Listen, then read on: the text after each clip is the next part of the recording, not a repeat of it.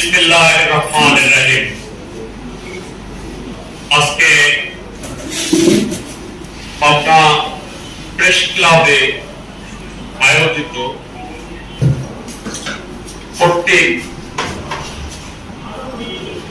যে মানবাধিকারের যারা পাবনায় সকল সংস্থার সকল সম্মানিত ব্যক্তিবর্গের পরিচিতি সভার সম্মানিত সভাপতি, মঞ্চে উপবিষ্ট আছেন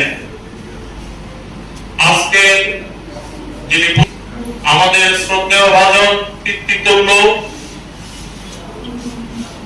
পাবনা জেলা বিএনপির সম্মানিত প্রতিষ্ঠাতা সভাপতি,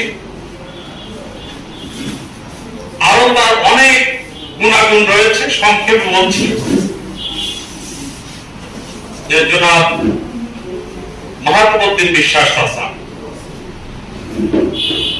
উপস্থিত রয়েছেন।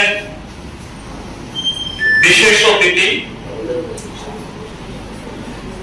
আরো উপস্থিত রয়েছেন আমাদের শ্রদ্ধেয় ভাজন রবিউল মার্কেটের সম্মানিত চেয়ারম্যান মহোদয়। আমাদের মাঝে উপস্থিত রয়েছেন যিনি পাবনা সদর বিএনপি বিভিন্ন বিপদগামী মানুষের বিপদের সাথী, দুঃখের সময়ে তিনি বিএনপি কর্মীদের ইসলাম বুলাল ভাই। উপস্থিত রয়েছেন আমাদের নাজমুল হাসান শাহিন ভাই, যিনি গভীর রাত্রেও তাকে আমরা তার কাছে সহযোগিতা পেয়েছি। বর্তমানে তিনি পাবনা 10 কোটের সম্মানিত নারী ও শিশু আছে ট্রাইব্যুনালের সম্মানিত পিপি। এখানে উপস্থিত রয়েছেন আরো আইনজীবী মহোদয় এবং মহোদয় মানে মহোদয় বললে সম্ভবত হয়ে যাবে। উপস্থিত রয়েছেন শিক্ষক পরিষদের সম্মানীয় নেতৃবৃন্দ।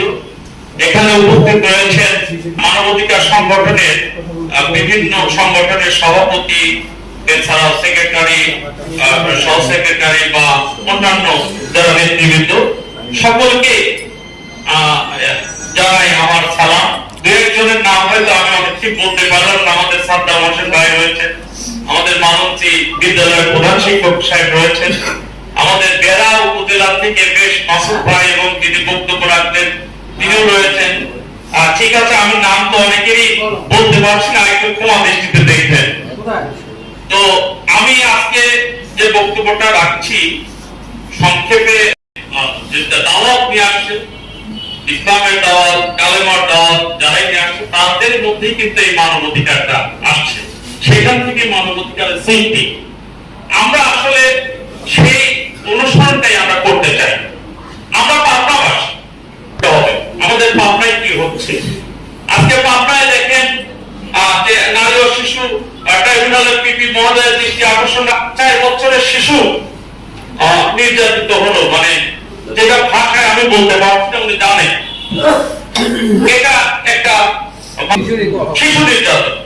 এরপরে চাঁদপুরের একটা দেখলাম, যশোরের একটা দেখলাম। যাকে আমরা পাবনার বিষয়গুলো যদি দেখি, আমাদের এই কাজগুলোতে যাতে মানবাধিকার লঙ্ঘিত না হয়, আমাদের সম্মানীয় আইনজীবী মহোদয়েরা এইসব বিপদগামী মানুষের পাশে আমাদেরকে এগিয়ে যেতে হবে। এটাই হচ্ছে আমাদের মানবাধিকার।